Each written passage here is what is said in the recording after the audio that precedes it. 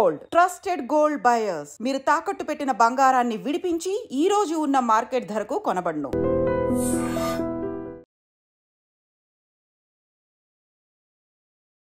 నమస్కారం, welcome to I dream. ధర్మ మార్గం విత్ విజిత కార్యక్రమానికి స్వాగతం.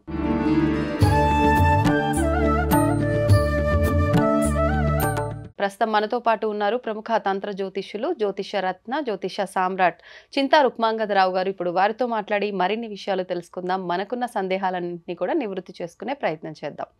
నమస్కారం అండి. మాతృదేవోభవ, పితృదేవోభవ, ఆచార్య దేవోభవ. అయితే మనందరం కూడా వింటూ ఉంటాం ఓంకారం. ఓంకారం యొక్క విశిష్టత చాలా ఎక్కువగా వింటూ ఉంటాము. ఓంకారాన్ని ఒక్కొక్కరు ఒక్కొక్క రకంగా, ఇది ప్రణవనాదం అని చెప్పి అంటూ ఉంటారు. ఈ నామాన్ని పఠించటము కొంతమంది అలా దీర్ఘం తీసి అలా చెప్తూనే ఉండాలంటారు, కొంతమంది అలా తీయకూడదు అంటారు. ఇది ఖచ్చితంగా ఉపాసన ఎవరి ద్వారా అయినా తీసుకుంటేనే చేయాలని కొంతమంది రకరకాలుగా చెప్తూ ఉంటారు. అసలు ఏంటి ఓంకారాన్ని మనం ఎలా చెప్పాలి, ఏంటి దాని గురించి క్లుప్తంగా తెలియజేయండి. చాలా మంచి టాపిక్ మనం ఇప్పుడు మాట్లాడబోతున్నాము. ఎవరికైనా నన్ను అడిగితే నాకు చెప్పాలనిపిస్తుంది ఏమనంటే, నీ ఆకారం ఓంకారం అంతే. ఎవరైనా అందరూ దైవ స్వరూపులు అంటూ ఉంటారు కదా. అవునండి. ప్రతి ఒక్కరి ఆకారం ఓంకారమే అనేది కరెక్ట్ ఆన్సర్ అని నాకు అనిపిస్తుంది. ఒకసారి ఓంకారాన్ని మనం గమనిస్తే ఇలా వచ్చి మళ్ళీ ఇలా వచ్చి ఇలా దిగి మళ్ళీ ఇలా వచ్చి ఇక్కడ ఒక స్టార్ ఉంటుంది. కరెక్ట్గా చూడండి, ఆలోచించండి, బ్రెయిన్లో విజువలైజ్ చేయండి. సాక్షాత్ విఘ్నేశ్వరుడే. ఆయన కడుపు, తొండము, ఆయన ఎత్తుకున్న లడ్డు, తల. అవును, ఇంకా వేరే ఏం కాదు. విఘ్నేశ్వరుడే ఓంకారము. అది అట్లే డిజైన్ చేస్తే ఇంకొక కొంచెం అట్లా డ్రా చేస్తే వినాయకుడు అయిపోతాడు. వినాయకుడే. కరెక్ట్. కొన్ని కరెక్షన్స్ యాడ్ చేస్తే సింపుల్ యాడ్స్. అవును అవును, సింపుల్ డ్రాయింగ్. సాక్షాత్ విఘ్నేశ్వరుడే ఓంకారం. అందుకే ఆదిదేవుడు, మొదటి దేవుడు, తొలి పూజలు అందుకునేవాడు. అందుకే నీ ఆకారం ఓంకారం అని నాకే అనిపించింది. కాబట్టి ఈ ఓంకారాన్ని, అది ప్రణవ బీజం, ఆది మంత్రం, మూల మంత్రం. అన్ని మంత్రాలకు ఓంకారం చేర్చి చెప్తే అది బీజాక్షరము, దానికి శక్తి పెరిగిపోతుంది అనంతంగా. ఇప్పుడు అట్లా అంటే అన్ని మంత్రాలకు ఇది యాడ్ చేసి చెప్పినప్పుడు అది మనకు మనం చేసుకోవచ్చా? ఎవరైనా గురువుల ద్వారా తీసుకోవడం కరెక్ట్ అంటారా? ప్రస్తుతానికి మనము ఓంకారం గురించి మాట్లాడదాం. అసలు ఓంకారం అంటే ఏమి, నాకు తెలిసిన నాలెడ్జ్ నేను చెప్తున్నాను. నాకు తెలియంది ఎంతో మందికి అన్నంత తెలియచ్చు. మహానుభావులు ఈ భూమండలంలో అనంత విశ్వంతో ఉన్నారు. ఇక్కడ నాకు తెలిసిన పరిజ్ఞానం నేను మొదటగా చెప్తాను. అలాగే.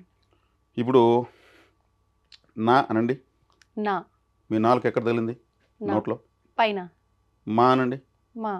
సైడ్లో తగులుతాం. మీ నాలుక. మా. అవును. సి. సి ఎక్కడో తగులుతా ఉంది, తెలియట్లే. సి. సి నాలుక మనకు కింద పండ్లకు తగులుతా ఉంది. వా. వా. వా ఎక్కడో టచ్ అవుతుంది. యా. యా అవుతుంది. యా కూడా. నమశివాయ నేను చెప్పాను. ఇప్పుడు నమశివాయకు మన నాలుక ఏదో ఒక కార్నర్లో ఎక్కడో కూడా టచ్ అవుతుంది. ఇప్పుడు ఓం అనండి. గాల్లో తేలుతుంది, ఎక్కడ టచ్ కాదు. ఓం అంటే గాల్లో తేలినప్పుడు ఓంకారం చెప్పగలం మన నాలుక. ఇప్పుడు ఓంకారాన్ని ఎంతసేపు చెప్పాలి అనేది కూడా ఒకటి ఉంది. ఎలా చెప్పాలి, ఎంతసేపు చెప్పాలి? ఇప్పుడు ఓంకారం చెప్పేటప్పుడు ముక్కుతో మనం శ్వాసించలేం, బ్రీతింగ్ ముక్కుతో చేయలేం. ఓకే. ఎలా అంటే రోజుకి 26,000 సంథింగ్ 26,000 సంథింగ్ మనం బ్రీతింగ్స్ చేస్తామని ఒక లెక్క ఉంది. హంస జపం అంటారు దాన్ని. సోహం అనేది హంస జపం అంటారు. అదే ముక్కుతో గాలి పీల్చడం వల్ల ఆ శ్వాసలు ఖర్చు పెట్టడం వల్ల ఆయుష్ తగ్గిపోతుంది అనేది అందరికి తెలిసింది. ఒక రోజుకి 26,000 సంథింగ్ పీల్చినప్పుడు నెలకి ఎంత తెలుస్తుంది, 100 సంవత్సరాలకి ఎంత తెలుస్తుంది. అందుకే అథ్లెటిక్స్ భిన్నా చనిపోతారు ఆరోగ్యంగా ఉన్నా కానీ. వాళ్ళు పరుగులు తీసి ఎక్కువ శ్వాసలు తీసేస్తారు. 1 వాళ్ళు చాలా కొంచెం చనిపోతారు అనారోగ్యంతో. వాళ్ళు ఎక్కువ శ్వాసలు అంటే వాళ్ళ బ్యాలెన్స్ భిన్నా ఖర్చు పెట్టేశారు. వృధా అయిపోయింది ఒక రకంగా కదా. అదే ఋషులు ఏ అథ్లెటిక్స్ కాదు, ఏ జిమ్నాస్టిక్స్ చేయరు, వేల సంవత్సరాలు తపస్సు చేస్తారు. అవును. వాళ్ళ శ్వాసలను ఖర్చు పెట్టరు. ఇప్పుడు మనము దైనందిన జీవితంలో ఉంటూ మన శ్వాసను ఖర్చు పెట్టకుండా ఉండాలంటే ఓంకారం చెప్పే కొద్ది మన శ్వాసలు మనము అసలు ముక్కుతోనే పీల్చాం. ఉమ్, ఓంకారము నా సాధనలో నేను తెలుసుకుందామంటే, ఇప్పుడు నేను నోటితో నోటితో పీలిస్తే అది శ్వాస కాదు, ముక్కుతో పీల్చిందే శ్వాస. ఆ, నోటితో గాలి తీసుకోవచ్చు. ఓ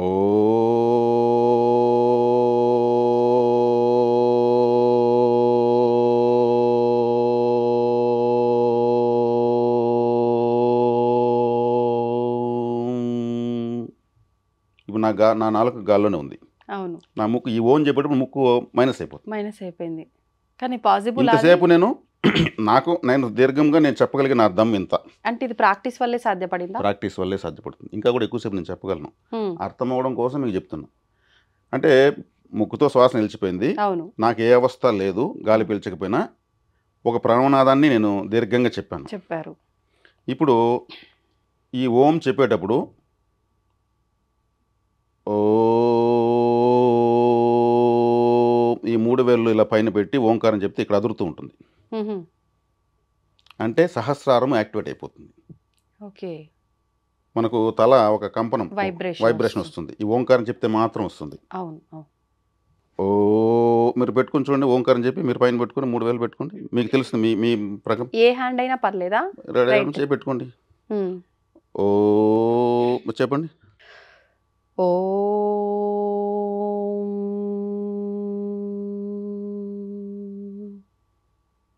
అవును. ఇప్పుడు తీసేయండి. అంటే ఇక్కడ అదురుతున్నాడు మనకు తెలుస్తుంది, ఖచ్చితంగా అదురుతుంది.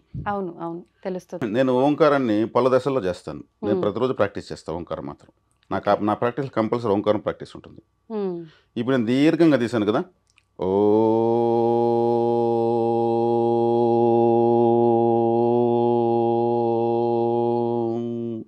మళ్ళీ నోటితో గాలి పీల్చుకుంటాను, ముక్కుతో పీలవను. నాకు పీలిస్తే అది నా బ్యాలెన్స్ ఖర్చు అయిపోతుంది. ఓకే, మళ్ళీ ఓ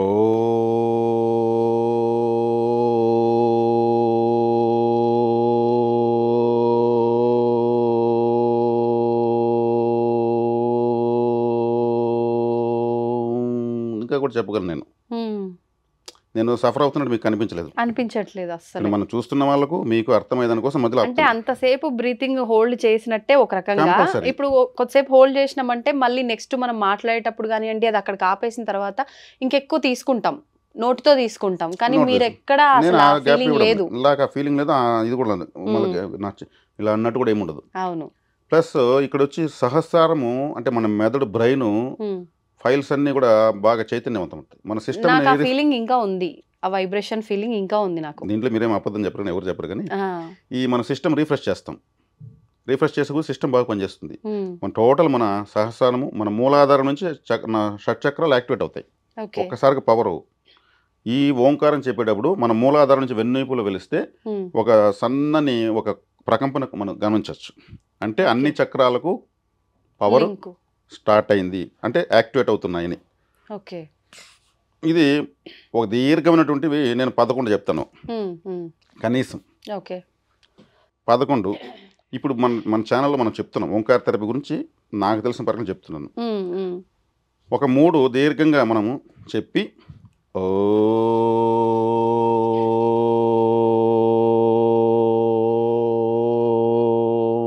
అన్నాం కదా, ఈ ఓంకారం 2 బీట్లు చేస్తాను. ఇప్పుడు నెక్స్ట్ 11 టైమ్స్ చెప్తాను కదా, ఇంకొక 11 టైమ్స్ 2 బీట్స్ చేస్తాను. అది ఎలా అంటే నేను చేసిన సమయాన్ని 2గా విభజించుకుంటా, ఒకదాన్ని 2 చేస్తాను. ఇప్పుడు 2 ఎలా చేయొచ్చు అంటే అది మళ్ళీ 11 సార్లు చేస్తాను, ఇంటూ 22 అవుతుంది అప్పుడు. ఓకే, ఓ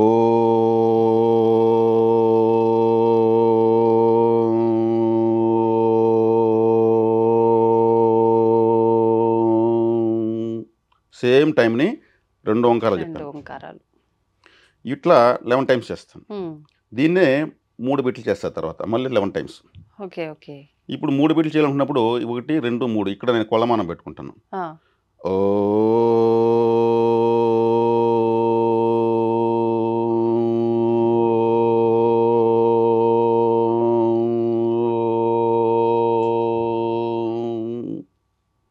3 తీసుకున్నాను. టైం సేమే. సేమ్ టైంలో 3. ఇది 11 టైమ్స్. దీన్నే 4 సార్లు తీసుకోవచ్చు. అదొక 11 టైమ్స్.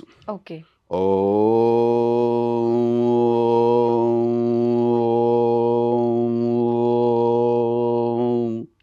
ఇలా మధ్యలో మనం పెదవులు ముయ్యము, ఓంకారాన్ని క్లోజ్ చేస్తూ ఇట్లే రీస్టార్ట్ చేస్తుంటే ఒక హార్మోనియం వాయించినట్టు ఉంటుంది.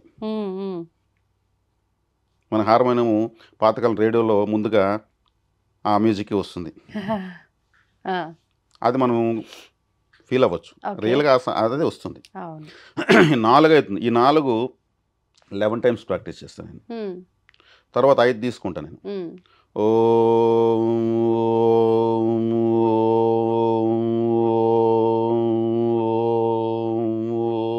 మళ్ళీ 6 తీసుకుంటాను. నా వల్ల అయితే 7 కూడా ట్రై చేస్తాను. అది 11 టైమ్సే. నేను మొట్టమొదటిగా దీర్ఘ సమయంలో నేను చెప్పిన ఓంకారాన్ని 2 మల్టిపుల్ చేస్తా వస్తాను. సమయం మాత్రం అదే. ఇప్పుడు నాకేమవుతుంది, ప్రపంచంలో అన్నీ మర్చిపోతాం. వాస్తవంగా ఏకాగ్రత అదే. దీనిపైనే ఫోకస్ ఉంటుంది కాబట్టి ఏకాగ్రత కల్పించేది ఓంకారమే. నేను 2 టైమ్స్ నా ఓంకారాన్ని 11 టైమ్స్, 3 టైమ్స్, 4 టైమ్స్. తర్వాత మామూలుగా ఓంకారాన్ని కొంతమంది ఇక్కడి నుంచి అంటే ముక్కుల్లో ఓం ఓం ఓం ఓం ఓం అంటూ ఉంటారు. స్వరపేట కూడా శుభ్రం అయిపోతుంది. ఓకే. ఓంకారాన్ని ఈ ముక్కు మూసేసినామా, ఒకటి మూసేసి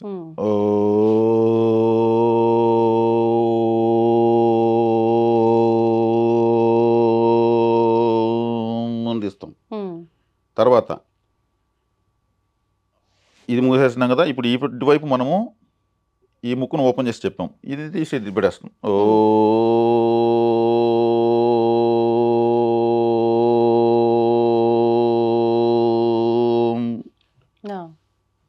దీన్ని కూడా నేను ఏం చేస్తాను, 11 టైమ్స్ ప్రాక్టీస్ చేస్తాను. ఇటువైపు 11, అటువైపు 11. మళ్ళీ దాన్ని 2 చేస్తా, 3 చేస్తా, ఈ ముక్కులు మారుస్తూ. తర్వాత లాస్ట్కి ఏం చేస్తాను,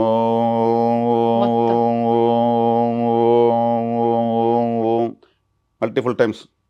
ఇవేమవుతుంది, నాడులు శుభ్రం అయిపోతాయి. ఇడానాడి, పింగళనాడి, సుషుమ్న నాడి ఉంది కదా, ఇవేం చేస్తే యాక్టివేట్ అయిపోతుంటాయి. ఇక్కడ ఏమవుతుంది, మనకు మూలాధారం నుంచి సహస్రారం వరకు ఉన్నటువంటి నాడీ వ్యవస్థలో ఉన్నటువంటి డస్ట్ గీస్ట్ అంతా ఎగిరి పక్కకు పరిగెత్తుంది. మనకు మామిడికాయల సీజన్లో చూస్తే ఒక తీగకు, ఒక వైరుకి ఈగలన్నీ వచ్చి ఉడ్డగా ఉంటాయి. దాన్ని ఇడ తడితే జుమ్ముని లేస్తాయి. మన వెన్నెముకను అంటుకుని మన కర్మలు ఉంటాయి. ఇవన్నీ జుమ్ముని లేసి వెళ్ళిపోతాయి. వాటిని కన్ఫ్యూజ్ చేస్తూ ఉంటాం. మళ్ళీ వచ్చే కర్మలు వచ్చి మనకు అంటుకోకుండా ఓంకారం చెప్పే కొద్దిగా కంఫర్ట్గా అక్కడ ఉండలేవు. నాడీ వ్యవస్థ, చక్రాస్ యాక్టివేషన్ అయిపోతాయి. ఇప్పుడు ఏమవుతుంది, ఈ ప్రాక్టీస్ వల్ల నా ఓంకారం పైన నేను కళ్ళు మూసుకునేసి నేను ప్రాక్టీస్ చేస్తూ ఉంటాను. ఇక్కడ ముక్కుతో శ్వాసలు అసలు తీయము. ఆకలి, నిద్ర ఏం అసలు దాని బలాదూర్, అయ్యో టిఫిన్ అలసిపోయేది ఉండదు. ఎప్పుడైతే ఇది అదురుతుందో బ్రెయిన్ యాక్టివేట్, సహస్రారం యాక్టివేట్ అయిపోతుంది. నేను అందుకే ఇక్కడ బొట్టు పెడతాను కంపల్సరీ సహస్రారాన్ని. నేను ఎన్నెన్న మాట్లాడి నాకు జ్ఞాపకశక్తి కావాలి కదా, నేను మాట్లాడుకున్న విషయం బొట్టు పెట్టడం వల్ల యాక్టివేట్ అవుతుంది. ఖచ్చితంగా పెట్టాలి. ఒకప్పుడు పెట్టేవాళ్ళు, గొప్ప వాళ్ళు చూస్తే వాళ్ళు ఒళ్ళంతా కూడా విభూది కుంకుమ పెట్టుకొని తిరిగేవాళ్ళు. దానికి పరబ్రహ్మం పెడుతున్నాం మనం. మూలాధారము, స్వాధిష్టానము, మణిపూరకము, అనాహతము, విశుద్ధి, ఆజ్ఞ, సహస్రారము. సహస్రార చక్రాన్ని మనము ఎంత గట్టిగా పట్టుకుంటామో మనకు అంత యాక్టివేషన్ ఉంటుంది. అది కూడా అంటే ఒక్కొక్క పర్సన్ని బట్టి, వాళ్ళ పర్సనల్ చార్ట్ని బట్టి యాక్టివేట్ చేసుకోవాల్సి ఉంటుందా చక్రాలని? ఎవరైనా ఏదైనా చేసుకోవచ్చా? ఈ ఓంకారం చెప్పడం వల్ల వాక్ శుద్ధి అనేది జరుగుతుంది. వాక్ శుద్ధి ఎలా వస్తుంది? వాకుకు 5 స్టేజెస్ ఉన్నాయి. వాక్ చాతుర్యము, వాక్ దాటి, వాక్ పటిమ, వాక్ శుద్ధి, వాక్ సిద్ధి. ఈ వాక్ చాతుర్యంలోనే ఉంటారు అందరూ, లేదా వాక్ పటిమలో ఉంటారు. పొలిటీషియన్స్, సినిమా యాక్టర్లు, వీళ్ళంతా ఏం చెప్తే అది గలగలగా చెప్పగలగాలి. అది శుద్ధి కాదు. అదొక ఏదో ఒక డైలాగ్ ఇస్తే బాగా చెప్తున్న డైలాగ్ అంటే అది వాక్ శుద్ధి, వాక్ సిద్ధి కాదు. వాక్ శుద్ధి అన్న తర్వాత వాక్ సిద్ధి కోసం ప్రయత్నించాల్సిన అవసరం లేదు. మాట శుభ్రం అయిపోయిందంటే మెటీరియల్ అయిపోతుంది. నువ్వు ఇదవుతాడు పో అంటే అయిపోతారు. నీ నోటితో చెప్తే జరుగుతుంది, నాకు ఒక మాట చెప్పు అంటారు. అతనికి వాక్ శుద్ధి ఉందని అర్థం. వాక్ శుద్ధి వచ్చిన వాళ్ళు మళ్ళీ వాళ్ళ వాకును వృధా చేసుకోరు. అనవసరమైన వాటికి ఆ మాటను వృధా చేయరు. పొదుపుగా మాట్లాడతారు. ఇప్పుడు కాకి ఉంటుంది, ఇంకొక లెటర్ ఉండదు. అదే ఇంకొక పక్షి ఉంటుంది, కీ అనే అక్షరంతో క్లోజ్ అయిపోతుంది. ఒకటి 2 అక్షరాలు తప్పితే ఏం పలకలేవు. అవును. మనిషి యొక్క స్వరపేటలకు అన్ని అక్షరాలు భగవంతుడు పెట్టాడు. ఈ మాటను ఎవరు ధ్వంసం చేస్తారో, మాటకు ఎవరైతే విలువ లేకుండా చేస్తారో వాళ్ళు మోగవాళ్ళగా పుడతారు మరుసటి జన్మలో. అంతే కదా, మాట్లాడడానికి అవకాశం లేకుండా పుడతారు. ఓకే. సైకిల్తో బతకాల్సిందే. మరి అలా చూస్తే ఇప్పుడు అంత పవిత్రంగా అంటే ధర్మంగా మాట్లాడే వాళ్ళే తక్కువగా ఉన్నారు కదా, మిగతా వాళ్ళంతా ఇప్పుడు ఏదో ఒకటి మాట్లాడుతూనే ఉంటారు. మరి వాళ్ళంతా మూగవాళ్ళుగానే పుడతారని చెప్పొచ్చు. అంటే దాని యొక్క వాళ్ళు చేసినటువంటి విధానాన్ని బట్టి ఆడ పనిష్మెంట్ తీసుకోవాల్సి వస్తుంది. కొంతమంది మాట్లాడతారు కానీ వాళ్ళ మాటకు ఎక్కడ చలామణి ఉండదు. నేను ఏమడిగినా నాకేమి ఇవ్వరు, నేను నిజం చెప్తే కూడా నమ్మరు, నా మాటకు విలువే లేదు అని వాళ్ళే చెప్పి బాగుపోతుంటారు. ఆ బాధను వాళ్ళు ఖర్చు పెట్టాలి. గతంలో వాళ్ళ మాట ద్వారా వేరే వాళ్ళని ఇబ్బందులు పెట్టే ఉంటారు. దేనికదే ప్రాప్తిస్తుంది. మామిడి టెంకేస్తే తాటి చెట్టు వస్తుంది? రాదు కదా. మనం తప్పు చేస్తే దానికి పనిష్మెంట్ అదే రూపంలో వస్తుంది. కాబట్టి ఈ మాట శుభ్రత, వాక్ శుద్ధి, వాక్ సిద్ధి జరగాలంటే ఆది ప్రణవనాదం అనేటువంటి ఓంకారాన్ని నేను చెప్పిన విధంగా సూక్ష్మంగా నేను ఇప్పుడు ఆ ప్రాక్టీస్ మొత్తం చేయగలను 11 సార్లు. ఇక్కడ టైం చాలదు. నాకు ప్రతిరోజు చాలా ఇష్టం అది. అంటే సాక్షాత్ విఘ్నేశ్వరుని నీకు పూజించాల్సి ఉండదు. ఓం శుక్లాంబరదం అనాల్సిన పని లేదు. ఆయన యొక్క రూపాన్నే మనము ఓంకారంలో మాట్లాడుతున్నాం, ఉచ్చరిస్తున్నాం. ఇప్పుడు నేను ఈ వీడియో మీరు అడిగారు, నాకు ఇప్పుడే ఒక ఆలోచన వచ్చింది. ఈ ప్రాక్టీస్ని చేసుకొని కనీసం 1,000,000 మంది 1,000,000 సార్లు ఓంకారం చెప్పగలుగుతారని నేను ఆశిస్తున్నాను. 1,000,000 మంది ఒక్కొక్కరు 1,000,000 సార్లు. ఇంకా వాళ్ళకు గణపతి ముని అని ఒక స్వామివారు ఉన్నారు అరుణాచలంలో. ఓంకారం 5,000,000 సార్లు చెప్పాడు. 5,000,000 సార్లు.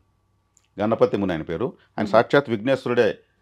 వాళ్ళ తండ్రి అయినటువంటి అరుణాచలంలో విఘ్నేశ్వరుడే గణపతి మునిగా పుట్టి అక్కడ తిరిగాడని అంటారు. ఎప్పుడు జరిగింది ఇది? రమణ మహర్షి ఉన్నప్పుడు. రమణ మహర్షి సుబ్రహ్మణ్య స్వామి. ఆయన మనిషిగా పుట్టి సుబ్రహ్మణ్య స్వామి స్వయంగా అక్కడికి వచ్చి ఆరాధించాడు పరమేశ్వరుని. అంటే అన్నదమ్ములు ఇద్దరు, గణపతి మునిగా విఘ్నేశ్వరుడు, రమణ మహర్షిగా సుబ్రహ్మణ్య స్వామి అరుణాచలంలో మానవ రూపంగా ఉండి వాళ్ళు అంతర్ధానమయ్యారు అనేది అక్కడ చరిత్ర. అక్కడ 5,000,000 సార్లు. నేను ఇప్పుడు గణపతి సాక్షాత్ గణపతే ఓంకార రూపం అని చెప్పాను. మరి ఆయనే మనిషిగా పుడితే 5,000,000 సార్లు చెప్పాడు ఆయన. ఆయనకు లెక్కే లేదు. ఓంకారం చెప్పడానికి నేను పుట్టాను విధంగా చెప్పాడు ఆయన. కాబట్టి ఓంకారాన్ని మనం ఎంత ఎక్కువ చెప్తామో మనకంత యూనివర్సల్ కరెన్సీ వచ్చేస్తుంది, అంతే. దానికి సందేహమే లేదు.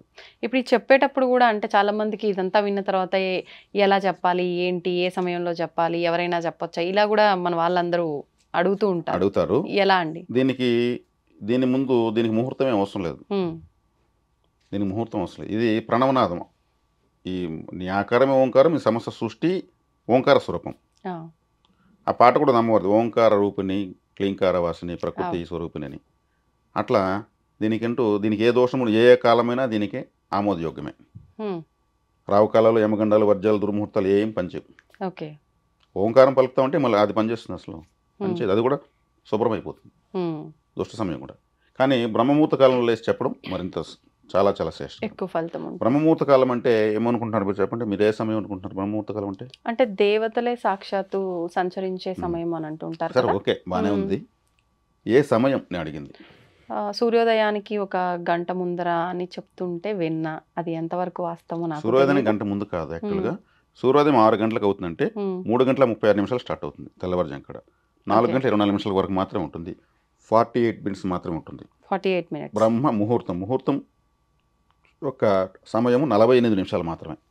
3:36 కరెక్ట్గా ఎగ్జాక్ట్గా స్టార్ట్ అయ్యి 4:24 వరకు మాత్రం ఉంటుంది. అంటే ప్రతిరోజు అదే సమయం? ప్రతిరోజు. అంతే. 6:05 సూర్యోదయం ఉంది అనుకుందాము. అంటే ఇప్పుడు ఏమైంది? 6:05 కాబట్టి 3:36 3:39 స్టార్ట్ అవుతుంది. లేదా 5:55 అయింది, 3:31 స్టార్ట్ అవుతుంది. ఈ సూర్యోదయానికి ముందు వెనక ఎంతకు సూర్యోదయం అవుతుందో 3:36కి 5 నిమిషాలు వెనక్కి, 5 నిమిషాలు ముందుగా, ఇలా 8 నిమిషాలు అనేది అక్కడ సవరించుకోవాలి. అదే కానీ బ్రహ్మముహూర్తం తప్పితే 3 గంటల 4 నుంచి 6 మధ్యలో ఇదంతా కాదు. ముహూర్తం అంటే 45 నిమిషాలే. ఆ 40 నిమిషాలు ఎక్కడ ఉంది అంటే 3:36 నుంచి 4:24 మధ్యలో ఉంది. ఆ సమయంలో ఓంకార సాధన చేస్తే అద్భుతమైనటువంటి స్పిరిచువల్ ఎనర్జీ వచ్చేస్తుంది. ఆ సమయంలో ఎవరు వాళ్ళు వృత్తిరీత్యా చదువుకుంటూ ఉంటారు, కెరీర్ కోసం, వాళ్ళు గొప్ప ఉత్తీర్ణ సాధిస్తారు. ఆ సమయంలో ఎవరైతే వాళ్ళ బ్రతుకులోని కావాల్సినటువంటి అవసరాల గురించి ఆలోచిస్తుంటారో అవి సక్సెస్ అయిపోతాయి. ఆ సమయంలో ఏ స్త్రీ లేచి దీపారాధన చేస్తుందో ఇంకా ఆ ఇంట్లో ఇంకా అన్ని వెలుగులు వస్తాయి. దీపం అంటే వెలుగే కదా. బ్రహ్మముహూర్త కాలంలో సృష్టికర్త బ్రహ్మ కన్ను తెరిచి చూస్తాడు. అప్పుడు ఎవరెవరైతే ఏదైనా సాధన చేస్తాడో ఆ సాధన సఫలీకృతం అవుతుందని. అంతే. ఇట్లా ఎన్నో మీరు చెప్పిన అర్థం కూడా కరెక్టే. దేవతలు సంచరిస్తారని, ఇది పాజిటివిటీ కదా. అద్భుతం, దైవశక్తి ఉన్నటువంటి సమయం అని అర్థం. అప్పుడు ఈ ఓంకారం ప్రణవనాదన చేస్తే ఎట్టుంటుంది? ఇంకా అసలు అప్పుడు ఒక 10 సార్లు చెప్పేది, మామూలు టైంలో 100 సార్లు చెప్పేది. అప్పుడు మామూలు టైంలో 100 సార్లు చెప్పేది, అప్పుడు 10 సార్లు సార్లు చెప్తే చెప్పినా వచ్చేస్తుంది. ఫలితం ఉంటుంది. మల్టిపుల్ టైమ్స్ రిజల్ట్ వస్తుంది. ఉమ్, కోడి కూడా ఆ టైంకి లేసి అరుస్తుంది. ఆ, బ్రహ్మముహూర్త కాలానికి లేసే పక్షి కోడి. Okay. అందుకే కోడి కూర తింటే అప్పులు ఎక్కువైపోతాయి, ఖచ్చితంగా పెరిగిపోతాయి. డిటీడీసీ ప్రొఫెషనల్ కొరియర్ వాళ్ళకు కూడా అంతకన్నా పర్ఫెక్ట్గా వచ్చేస్తాయి, ఎత్తుక్కొని వస్తాయి. ఆ, అది పరబ్రహ్మ జీవి. అది నవగ్రహాల్లో కేతు. దాన్ని సుబ్రహ్మణ్య స్వామి జెండా పైన పెట్టుకున్నాడు. ఆహా, సుబ్రహ్మణ్య స్వామి ఒక ఫ్లాగ్ పైన కోడి కోడి బొమ్మ బొమ్మ. ఉంటుంది. ఓకే. అందుకే అది కూస్తే ఎవరు విసుక్కోరు. ఉమ్, ఇంకేదైనా పచ్చరిస్తే విసుక్కుంటారు. ఇది అవును. కోడి అరిస్తే మాత్రం విసుక్కోరు. తెల్లారుతా ఉంది కోడి అరుస్తుంది. తొలి కోడి కూసిన వెంటనే నేను పొలానికి అడుగు వెళ్ళేవాళ్ళని అప్పట్లో అలారం అదే. ఉమ్. మళ్ళీ రెండోసారి మూడోసారి ఆడికి ఆపేస్తుంది. ఇప్పుడు కోడి కూడా సిస్టమ్ తప్పిపోయినాయి అండి, ఎప్పుడు పడితే అప్పుడే అరుస్తుంది. యుగధర్మాల ప్రకారము అన్నీ నశించాలి, ధర్మాలు నశించాలి. ఓ, కలియుగ కలియుగ ధర్మం ధర్మం. అన్నీ నశించాలి. కాబట్టి కోళ్ళు క్రమశిక్షణ తప్పుతాయి, అన్నీ తప్పుతాయి. కానీ దాన్ని పట్టుకొని ఇటువంటి నశిస్తున్న కాలంలో కూడా ధర్మాన్ని పట్టుకున్న వాళ్ళు చాలా గొప్ప వాళ్ళు, అదృష్టవంతులు. ఉమ్, అది ఉంది, ఎక్కడికి పోలేదు. ధర్మం నశించదు, ఉమ్, పెరగదు, తరగదు, సమస్థితిలో పోతానే ఉంటుంది. ఆ, కాబట్టి ఈ లాజిక్ తెలుసుకొని దాని వెంటే మనమే పడాలి, ఉమ్. మనం ఏ స్థాయిగా మనం తీసుకెళ్తుంది. ఇప్పుడు మీరు చెప్పినట్టుగా ఈ ఓంకారాన్ని, ఈ ప్రణవనాదాన్ని మనం అంటే మీరు ఇప్పుడు చెప్పినట్టుగా బయటికే ఉచ్చరించాలా, లేదు నేను జర్నీ సమయంలో నాకు 1 గంట సేపు పడుతుంది, నేను అలా కళ్ళు మూసుకొని మనసులోనే తలుచుకుంటా, సరిపోతుందా? మనసులో ఓంకారం చెప్పే స్థాయి రావాలంటే ఉమ్, అసలు మనం కళ్ళు మూసుకుంటే ఒక ఘంటానాదంలాగా ఓంకారం వినిపించే స్థాయికి రావాలంటే విశేషమైనటువంటి సంవత్సరాల సాధన చేస్తే వినిపిస్తుంది, ప్రకృతిలోంచి వినిపిస్తుంది. ఓకే. మనం కళ్ళు మూసుకొని అలా పడుకునేస్తే ఉమ్, ఆ అర్ధ నిమీలిత నేత్రాలతో మనం అప్పుడు ఉండగలుగుతాం. అంటే సగం మూసుకొని సగం తెలుసుకొని ఉండగలుగుతాము. ఉమ్, ఈ సహస్రారం నుంచి ప్రకృతిలోకి ఒక కనెక్షన్ జరుగుతుంది. ఆ, అక్కడికి మించేటువంటి ఒక ఘంటానాదం లాంటి ఓంకారం మనకు వినిపిస్తూ ఉంటుంది. ఉమ్, మనం మెలకువలో ఉంటాము, బస్సులో వెళ్తున్నాము, ఓంకారం వింటున్నాము అనేటువంటి స్పృహ ఉంటుంది. ఉమ్, ఎరుకలోనూ ఉంటాము, నిద్రావస్థలోనూ ఉంటాము. అవును. మధ్యలో అదే సుషుప్తావస్థ. ఓకే. ఆ అవస్థ సంపాదించాలంటే ఎంతో సాధన చేసినప్పుడు బయట నోటితో కాకుండా మానసిక జపం అంటారు దాన్ని, ఉమ్, ఉమ్, దాన్ని చేసేటువంటి స్థాయి సంపాదించవచ్చు. ఓకే. అందుకే శ్రీకృష్ణుడు వారు చెప్పింది, ఉమ్, ఎట్టివారికైనా మనసును నిలుపుట సుసాధ్యము, కానీ అభ్యాస వైరాగ్యముల చేత మాత్రం దాన్ని సాధించవచ్చు. అభ్యాస వైరాగ్యం అంటే ఇదే, ఉమ్, ఉమ్, దాన్ని గట్టిగా పట్టుకుని. ఇప్పుడు నేనేం చేస్తున్నాను, మినిమం 11 టైమ్స్ దీర్ఘంగా చెప్తాను. ఆ, దాన్ని 2 సార్లు 2 టైమ్స్ Cut కట్ చేసి 11 టైమ్స్ చెప్పుకుంటాను. 3 టైమ్స్ కట్ చేసి 11 టైమ్స్ చెప్పుకుంటాను. ఉమ్, 4 టైమ్స్ 5 టైమ్స్ 6 టైమ్స్ చెప్పుకుంటా ఉంటాను. ఓకే. నేను మా ఇంట్లో కూర్చొని నేను చెప్పుకుంటాను ప్రతిరోజు. ఉమ్, చక్కగా ఎవరి పనులు వాళ్ళు చేసుకుంటాను, నాకేం డిస్టర్బ్ చేయరు. ఉమ్, ఉమ్, ఉమ్, నాకు ఫ్యామిలీ మెంబర్స్లో బాగా కోఆపరేట్ చేస్తారు వాటికి. ఓకే. ఓకే. ఇవన్నీ చేయడం వల్ల చాలా శుభ్రత, చాలా శుభ్రత. దీనికి వచ్చేకాడికి మాంసాహారం తినకపోవడం చాలా చాలా ఉపయోగం. అంటే ఇది చేస్తున్నప్పుడా? మెదడు ముద్దుబారుతుంది మాంసం తినవడం వల్ల, షార్ప్నెస్ తగ్గిపోతుంది. అంటే మనము ఎక్కువ సాధన చేయాలి. మాంసం తింటూ ఇటువంటి ప్రణవాక్షర శక్తిని సంపాదించాలంటే ఉమ్, విశేషంగా కృషి చేయాలి. ఆహా, అది అరుగుదలకు అంటే ఇప్పుడు పులికి 6 మీటర్లు ఉంటుంది అన్నవాహిక, అది తినగానే అరిగిపోతుంది. మనకు 36 మీటర్లు ఉంటుంది. ఉమ్, దానికి ఒక టాటా పైప్ లాగా మందంగా ఉంటుంది అన్నవాహిక, మన కనకాంబరం పువ్వులాగా ఉంటుంది. ఉమ్, పట్టా మొగ్గ చెక్క లవంగాలు వేసుకుని తింటే ఏమవుతుంది, అంతా తిరుక్కొని రావాలి, ట్రాఫిక్ అంతా జామీ రావాలి. మనకేమవుతుంది, ఉమ్, కడుపు మండిపోతుంది, మళ్ళీ ట్యాబ్లెట్లు వేసుకోవాలి, అనారోగ్యం. కాబట్టి ట్యాబ్లెట్లు వేసుకుంటే ఆ ట్యాబ్లెట్లు కూడా కెమికల్స్తో చేసినవి, మన దురదృష్టం కొద్దీ. ఉమ్, అంటే అనారోగ్యాన్ని బాగా చేసే ఏమైనా ఉందా, లేదు కదా, అదే సైడ్ ఎఫెక్ట్లు. ఉమ్, కాబట్టి ఇవన్నీ తెలిసినప్పుడు ఏం చేస్తాము, చక్కగా శాకాహారానికి వెళ్ళి ఓంకారాలు లేదంటే ఇంకేదైనా ఇతర సాధనలు ఇవి చేసే కొద్దికి ఆరోగ్యమే కదా మహాభాగ్యము. ఆ మహాభాగ్యం ఉంటే ఇంకా అన్నీ ఉన్నట్టే కదా. కాబట్టి ప్రతి ఒక్కటి ఇంటర్లింక్ అనమాట ఇది. ఓకే. ఓకే. కాబట్టి ఇలా ఓంకారాన్ని ఇలా చేసుకోవచ్చు. నేను ఫార్ములా అందించాను, ఇప్పుడు నేను చేస్తున్న ఫార్ములా అందించాను, నచ్చిన వాళ్ళు చేసుకోవచ్చు. ఓకే. చక్కగా తెల్లవారు చేసి ఓంకారం చేసిపోయిన తర్వాత వాళ్ళకి దుర్ముహూర్తం కూడా అమృతం కాలంగా మారిపోతుంది. మళ్ళీ వాళ్ళు హోరా ఏంటి ఇవన్నీ చూసుకోవాల్సిన అవసరం లేదు. Eligible by Omkaram. Okay. Okay. ఇప్పుడు ఇది బీజాక్షర మంత్రం అని అనుకున్నాము, కానీ చాలా మంది చెప్తుంటారు కదా బీజాక్షర మంత్రాన్ని ఎవరి పార్టీకి వాళ్ళు అసలు చేసుకోవడానికి పనికిరాదు అని చెప్పి. అదే వాళ్ళ యొక్క నాలెడ్జ్ అని నేను అనుకుంటాను. ఎందుకంటే దాన్ని నేను జడ్జిమెంట్ చేసానికి లేదు. ప్రతి మంత్రం ముందు ఇప్పుడు నమశివాయ అని అంటున్నాం, ఓం నమశివాయ అంటే ప్రణవాన్ని చేర్చమని అనుకుంటున్నాము. అట్లా ప్రతి మంత్రం ముందు ఓంకారం చేర్చి ఇవ్వడం, జపించడం, సాధించడం, స్మరించడం వల్ల ఇప్పుడు మంత్రాన్ని ఇప్పుడు ఓం సర్వబీజం, అవును, దాని తర్వాత ఇచ్చే మంత్రాలు అవి ఒక్కొక్క అక్షరం వర్డ్స్ పవర్ అంటారు దాన్ని, పదాల శక్తి. ఓకే. బీజాక్షరాలను ముందు వెనక్కి మార్చి ఇవ్వడం వల్ల విచిత్రమైన శక్తి పుడుతుంది. నమశివాయ, నమ శివాయ రివర్స్ కూడా చెప్తారు, యవాసి నమ అనే విధంగా వెనుక కూడా చెప్తారు. అది కూడా ప్రాక్టీస్ ఉంది. అవునా? అలా చేసే శత్రునాశనం అయిపోతుంది. నమశివాయ మంత్రాన్ని వెనక్కి నుంచి చెప్పి ఒక శత్రువుని తెలుసుకుని వాడు నాశనం అయిపోయి యవాసినమ యవాసినమ అలా అంటుంటే మళ్ళీ అది కూడా ఫైనల్ గా నమశివాయనే వచ్చేటట్టుంది. నమశివాయనే ఆ, నమశివాయనే వెనక్కి చెప్పడం వల్ల శత్రునాశనం అంటారు. యవాసి మననా? యవాసిమన. ఓకే. అది ఈ నమశివాయని 5 రకాలుగా ముందుకి Hmm. వెనక్కి మధ్యలో 3వ లెటర్ 2వ లెటర్ ప్లేట్ చేసి ఉమ్, ప్రింటింగ్ చేసి అరుణాచలంలో కొంతమంది పంచుతూ ఉంటారు. ఆహా. నమశివాయని ఈ విధంగా కూడా మీరు సాధన చేసుకోండి విజిటింగ్ కార్డులాగా చేసి పంచుతూ ఉంటారు. ఉమ్, నమశివాయకు ఉన్న శక్తి ఇది. పంచభూత మంత్రం అది. పంచభూతాత్మకమైన వాడు శివుడు. ఉమ్, ఉమ్. అది అలా మన తిరువన్నామల అరుణాచలంలో ఇస్తూ ఉంటారు. ఒక పక్క ఆహా. ఇంగ్లీష్లో, ఇంకో పక్క తమిళ్లో, ఒక పక్క ఇంగ్లీష్లో, ఇంకో పక్క తెలుగులో, లాంగ్వేజ్ వారికి ఇస్తూ ఉంటారు. ఉమ్, అది ఉంది, ఆచరణలో ఉంది. నమశివాయ తెలుసు అందరికీ. దాన్ని అవును. వెనక్కి ముందుకి మార్చి కూడా చేస్తారు. మంత్రాలకు అంత శక్తి ఉంటుంది. నమశివాయ అంటారు, శివాయ నమః అంటారు, ఉమ్. కానీ ఇలా తిరగేసి చెప్తారనేది మాత్రం నేనైతే మొదటిసారి అరుణాచలంలోనే విజిటింగ్ వింటున్నా. కార్డు ఇస్తారని చెప్పాను కదా. అదే అదే. చాలా మందికి ఆ కార్డు తీసుకుంటారు. దాని విలువ అర్థం కూడా ఏదో ఇచ్చినా అనే వేస్తుంటారు. అవును. మరి ఇంకా అటువంటి వాళ్ళకి మంత్రాలు వస్తాయి. ఇప్పుడు అలా విజిటింగ్ కార్డ్ రూపంలో దాన్ని ప్రింట్ చేసి ఇస్తారన్నారు కదా, అది అలా ఇవ్వటం వెనకాల కూడా వాళ్ళ కర్మ తొలగిపోతుందా? అంటే ఇప్పుడు నాకు తెలిసి ఒక అతను ఒక 10,000 భగవద్గీతలు దానం చేశాడు. మ్యారేజెస్ వస్తే వచ్చిన వాళ్ళందరికీ భగవద్గీత ఇవ్వడము, ఉమ్, అదేవిధంగా ఇంకేదైనా ఫంక్షన్ జరిగితే భగవద్గీతలు గిఫ్ట్గా ఇవ్వడము, ఉమ్. ఇంత చేశాడు. ఈరోజు అతని పరిస్థితి ఏంటంటే ఆయన ఇంట్లో ఆయన లేడు. మరి అతని పరిస్థితులు తలకిందులు అయిపోయినాయి. ఎలా? భార్య లేదు, పిల్లలు లేరు, ఉమ్, ఊరు లేదు, వాడలేదు, ఆ. ఒక తోక తిని గాలిపటంలాగా అయిపోయాడు. అంటే ఈ డిస్ట్రిబ్యూషన్ పైనే పడి ఉన్నాడా మొత్తం? డిస్ట్రిబ్యూషన్ లేదు, ఏమీ లేదు. తన టీ దగ్గర కూడా డబ్బు లేదు. మరి ఎందుకు ప్రింట్ అలా చేయడము, పంచి పెట్టడం వల్ల అవన్నీ కూడా చేయలేకపోతున్నాడు. ఇప్పుడు తన టీ దగ్గర డబ్బులు అన్నప్పుడు ప్రింట్ ఎలా చేస్తాడు? ఎందుకు అలా అయిందని నాకు నేను రీసెర్చ్ చేసుకున్నాను. అతనికి ఇంకా నేను చెప్పలేదు. అది ఒక రకంగా భగవంతుడి సేవ అన్నట్టే అంటే కదా. తీసుకున్న వాళ్ళు భగవద్గీత తప్పించుకుని ప్రోగ్రాం కలదు తీసుకెళ్ళిపోయి అలా పడేస్తాడు ఇంట్లో. కొద్ది రోజులు ఇలా గిఫ్ట్లు వచ్చిన భగవద్గీతలు 4-5 వస్తాయి ఇంటికి. 4-5 ఇచ్చిన సారాంశం ఒకటే, భగవద్గీత ఒకటే, పైన అట్టలు వాళ్ళ పేర్లు మారుతాయి. అంతే. వీళ్ళు ఒకదాన్నే శుభ్రంగా చేయరు. ఇంకోటి ఏంటంటే వీళ్ళు ఇస్తున్నది భగవద్గీత చదవండి సమస్యలు తీరుతాయని ఇస్తున్నారు. అవును. భగవద్గీత అయితే సమస్యలు తీరవు.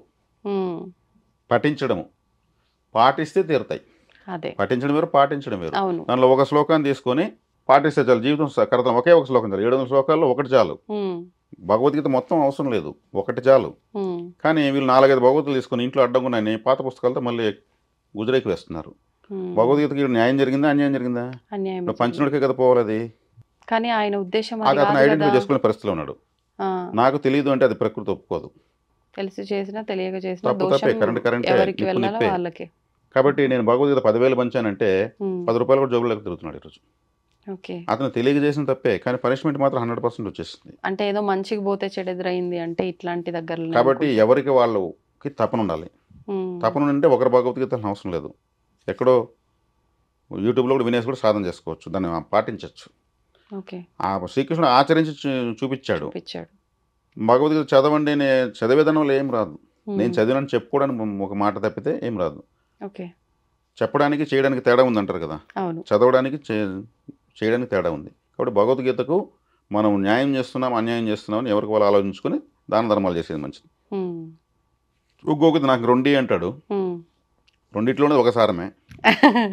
ఆ 2 తీసుకుని అతను మళ్ళీ ఉద్ధరించేది ఏముండదు. ఆ, ఉద్ధరణాత్మ ఆత్మనం ఎవరిని వాళ్ళు ఉద్ధరించుకోవాలి. 2 భగవద్గీతలు చేసుకుని ఇంట్లో పారేసేదానికే ఒకరోజు 1 ఫైవ్ డే అడుగడుగు కూడా భగవద్గీతలు వచ్చేస్తాయి, గిఫ్ట్ల రూపంలో తీసుకొస్తాయి. అవును. అవి అడ్డమైపోతాయి. ఒక పూల మొక్కను మనం పెరట్లో నాటి దానికి ఎరువేసి అన్నీ చేస్తే అది పొంకాలుగా అల్లుకొని ఉమ్, ఇల్లంతా వచ్చి పూజ రూమ్లోకి, వంట రూమ్లోకి, బెడ్రూమ్లోకి మనం పోతుంటే కాళ్ళు తట్టుకుని పడే పరిస్థితి వస్తే ఏం చేస్తాము?